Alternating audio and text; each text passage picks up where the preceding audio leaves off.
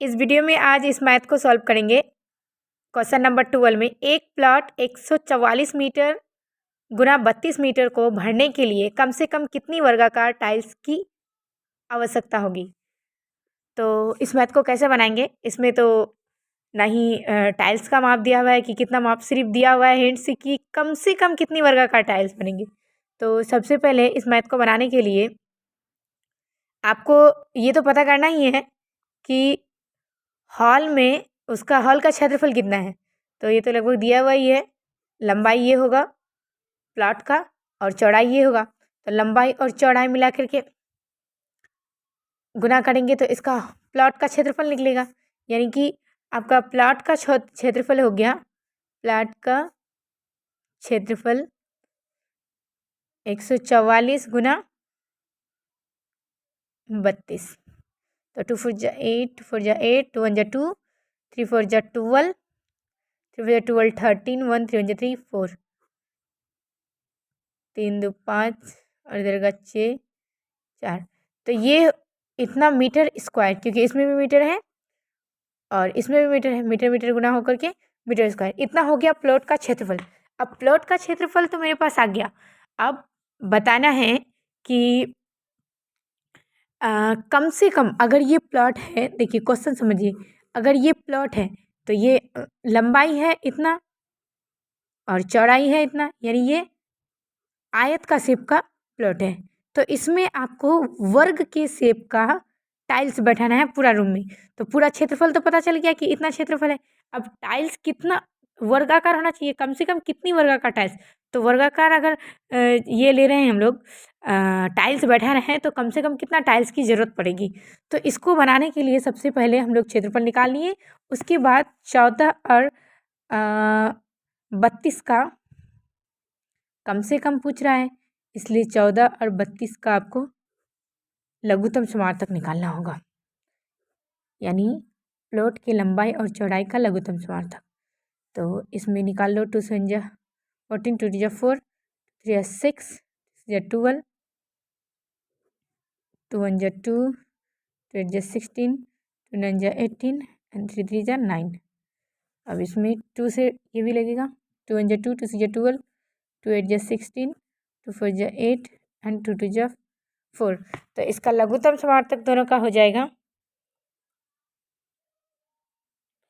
Sorry महत्तम समार्थक लेना है।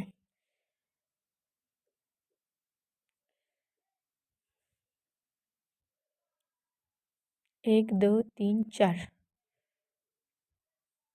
एक, तो महत्तम समार्थक इसका हो जाएगा 2 इसमें भी 2 इसमें भी। तो 2 गुना 2 गुना 2 गुना 2, मतलब कॉमन चीज़ को ले लेना है। महत्तम समार्थक तो आप लोग को निकालना आता ही होगा। तो 2 दूनी 4, 4 दूनी 8, 8 दूनी 16, तो इसका 16, दोनों का महत्तम समार्थक ले लिए। अब देखो, अगर ये तो हुआ 16, 16 का स्क्वायर करना है, क्योंकि टाइल्स का हम लोग क्षेत्रफल निकाल रहे हैं अभी। टाइल्स का क्षेत्रफल, तो टाइल्स का क्षेत्रफल, तो मान लो ये भुजा है, एक भुजा है, तो भुजा स्क्वायर होता है, वर्ग का क्षेत्रफल होता है भुजा स्क्वायर। तो टाइल्स किसके तरह है, वर्ग की तरह है, तो ये भुजा स्क्वायर हो जाएगा। यानी कि 16 को 16 से गुना करेंगे तो 6 6 जा 36, 3 6 जा 6 9, 1 6 जा 6 1 1 जा 1। तो ये हो गया इतना, ये तो मीटर ही है इसलिए ये हो गया मीटर स्क्वायर। ये मीटर था, मीटर था। ये हो गया टाइल्स का क्षेत्रफल और ये था पूरा प्लॉट का क्षेत्रफल। तो अब हम लोग को निकालना है कि कितने टाइल्स लगेगा। तो पूरा क्षेत्रफल में जब हम लोग टाइल्स की संख्या अगर निकालेंगे, पूरा क्षेत्रफल में एक टाइल्स की क्षेत्रफल से भाग दे देते हैं तो कितना टाइल्स लगेगा वो निकल जाता है। तो यहाँ बना लेते हैं, यानी कि टाइल्स की संख्या बराबर हो जाएगा प्लॉट का क्षेत्रफल बटे टाइल्स का क्षेत्रफल। तो प्लॉट का क्षेत्रफल हम लोग का कितना आया था? 4608 मीटर स्क्वायर। और एक टाइल्स का क्षेत्रफल आया था इतना metre square. Metre square cancel हो गया। अब इसको भाग देंगे तो यहाँ रफ में भाग देते हैं। 4608 और यहाँ 256 है। ये 2 बार होगा तो बढ़ जाएगा, ज़्यादा हो जाएगा। एक बार चलेगा सबसे पहले। 10 में 6 गया तो 4 और 0 और 4 में 2 गया तो 2, 204। अब 8 उठाएंगे। अब 256 को कितना बार चलाएंगे?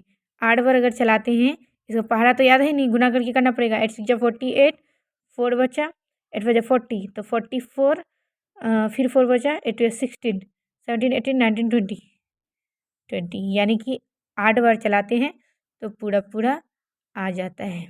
यानी इसको भाग देते हैं तो मेरे पास 18 आता है। मीटर तो खत्म हो गया, यानी टाइल्स की संख्या कितना हो गया? 18 हो गया।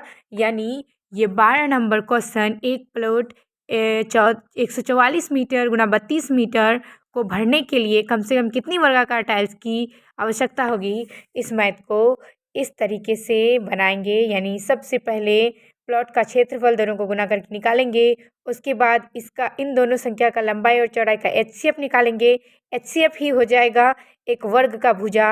अब टाइल्स का क्षेत्रफल निकालेंगे तो टाइल्स तो वर्ग की तरह है, तो वर्ग का भुजा स्क्वायर होता है क्षेत्रफल, और भुजा स्क्वायर ये हो गया टाइल्स का क्षेत्रफल, और ये हो गया मेरा पूरा प्लॉट का क्षेत्रफल। टाइल्स की संख्या निकालेंगे तो भाग देंगे पूरे प्लॉट को टाइल्स का क्षेत्रफल से, तो हमारा ये टाइल्स का संख्या निकल जाएगा। Thank you so much for watching this video.